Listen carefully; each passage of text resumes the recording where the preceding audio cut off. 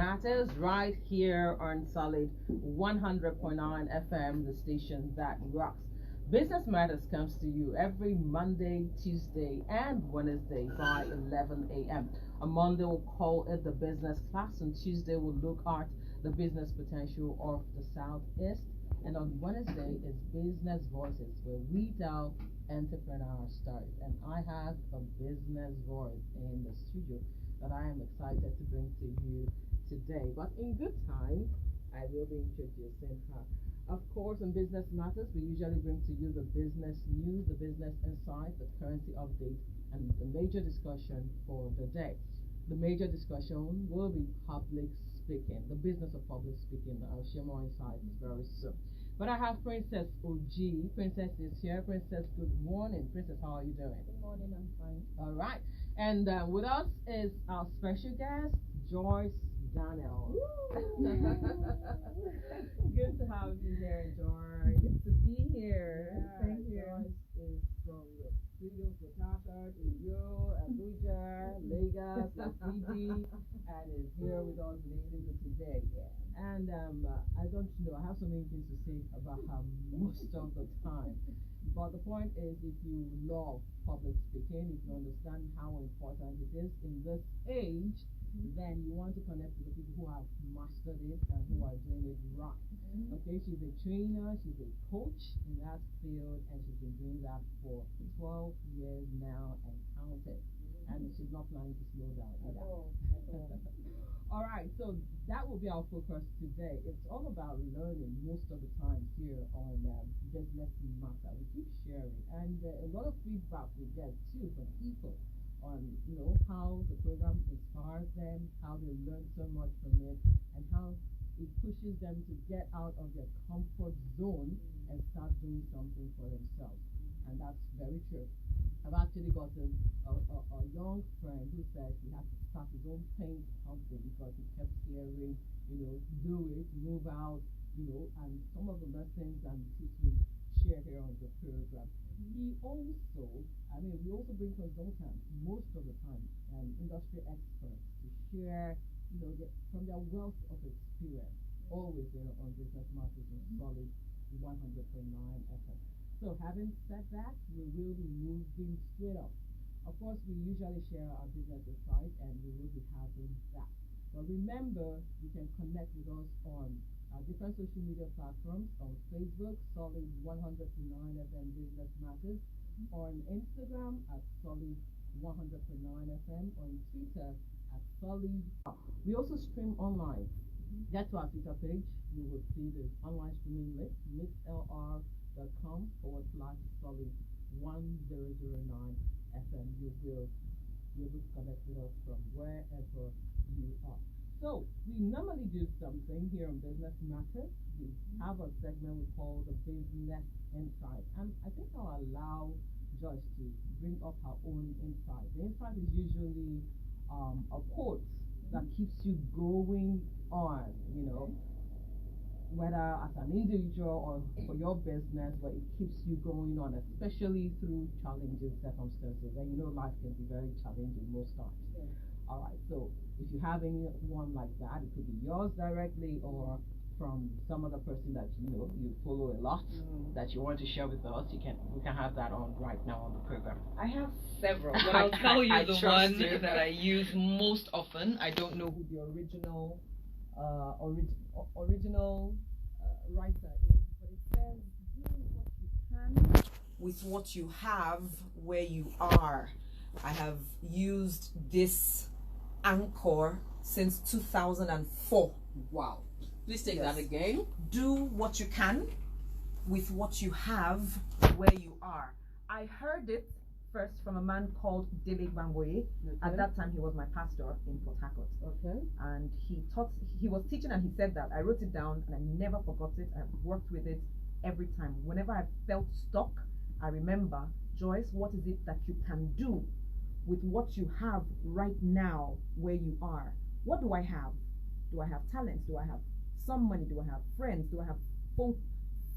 Do I have my phone? Do I have the contacts? What do I have and what can I do with it here and now. All right. It's been a Very lifeline. It is a lifeline for me. All right. So can you give a typical situation where you've applied it and how it changed something for you?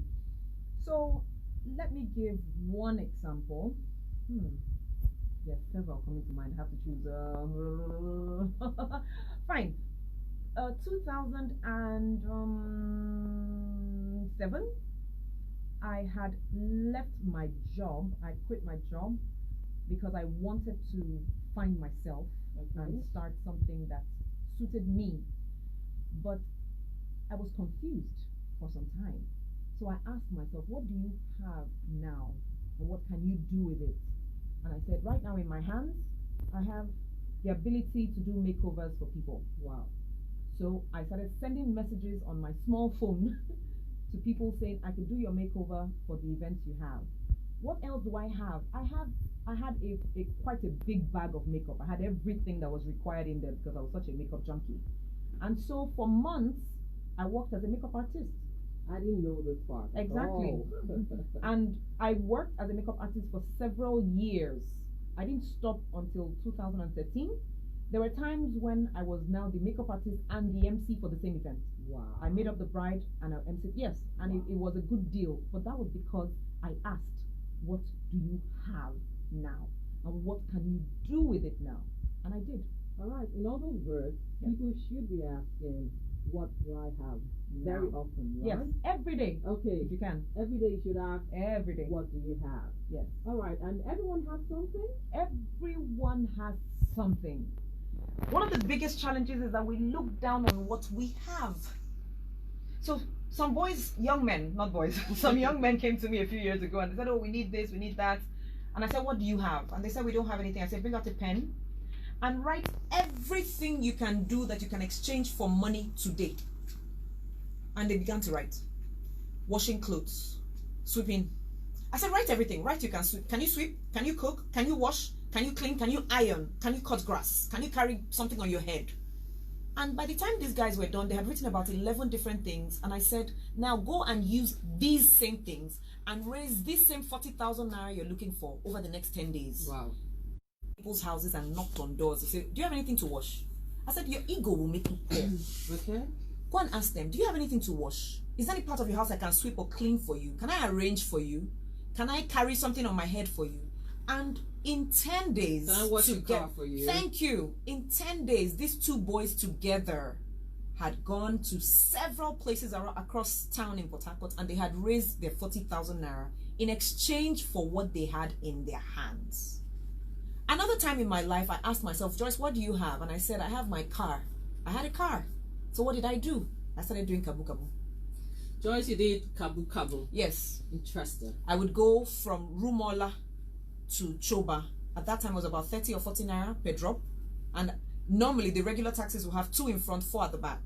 I would do 1 in front, 3 at the back. So people were happy to come into my car. Okay. But I won't ask for 30 naira. It was 30 naira. I won't ask for 30 naira. I asked for 40. And people were more than glad to pay 40 naira to sit more comfortably. Yes. Wow. And they did. And then I went to the airport and I spoke to all the babas then. I was a much younger girl. And I said, hey, Baba, I beg you couldn't help me now. I'll be your daughter.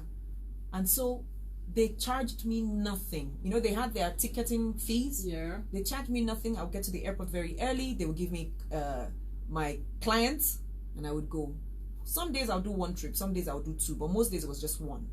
And I would pay nothing. And they would just say, our baby don't come. Our pikin don't come. I did what I could with what was in my hand. Wow. Everybody has something. A hand clap. Oh my, where are you? Thank you. Thank you.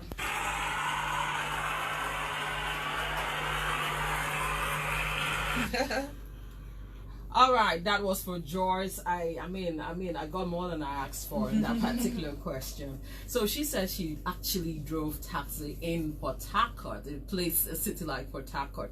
That's interesting. Everybody has something. We need to learn how to look inwards. It's very, very important. And there's something you just said right now that's stuck. Your ego will make you poor. Man, if you didn't get any other thing from this program, please take this one. Your ego will make you poor. And yes, it takes humility to do the things you need to do to provide solutions, to provide service to people, and they're able to appreciate it and reward you for that service. And it doesn't matter if you're a graduate or not. That cannot be overemphasized. When Joyce was doing that, you had graduated from school. Yes. Okay. She had graduated from school, and you're a young, beautiful woman. For heaven's sake. I am. All right. Having said that, well, we didn't hear from Princess. Princess, let's hear your own take there. Okay, well, I totally agree with what she said, and the examples she gave were really mind-blowing. And the thing about, looking inwards, a lot of people, when they want to start something, and they tend to, go out, look outside of them. They tend to look for, I don't have capital to start my business, I don't have this, I don't have that. And they forget that there is something that you can actually do without any capital at all. You can actually, just like the example she gave, there was no capital required for that. So I think if you really want to achieve something, you shouldn't wait for anybody to come and sponsor you, invest you're giving. They would want to support you, they want to invest, because they're seeing an opportunity with what you're doing already. That's why I wonder why some young people will just come up and tell you they're idle. They can write, some have good writing skills. Social media is on board right now. Lots of people are making money from social media marketing and promotions, and you require time, and some young people have all that time in their hands. They have their phones, and it's a money making machine. And I don't understand it when they can't try to make something out of that. You have your hands, you have your phone, you have your brain, you also have whatever writing skills you have that you can improve on. I mean, the opportunities are endless. So there really isn't any excuse. It's very important that you take time to keep looking inwards and keep asking that question that Joyce just threw at us this morning. All right, having said that, we will be moving on. Up next, we will be going straight on to the discussion, the business of public speaking. I'm sure a lot of people have heard public speaking everywhere. What exactly is it? And how do you make something out of that, especially if you desire that and you are already talented? For someone like me, I really did start speaking at a very young age. As little as 7, I was bold, confident. I could stand on the stage and do recitations and even read out things perfectly from the book, and people enjoyed me and saw me read. So if you have that talent, how can you make it better and make it very rewarding for you? Joyce has gone through that road, and she has a lot to share with us today. So stay with us. You are still listening to Business Matters right here on Solid 100.9 FM, the station that rocks. We will be right back.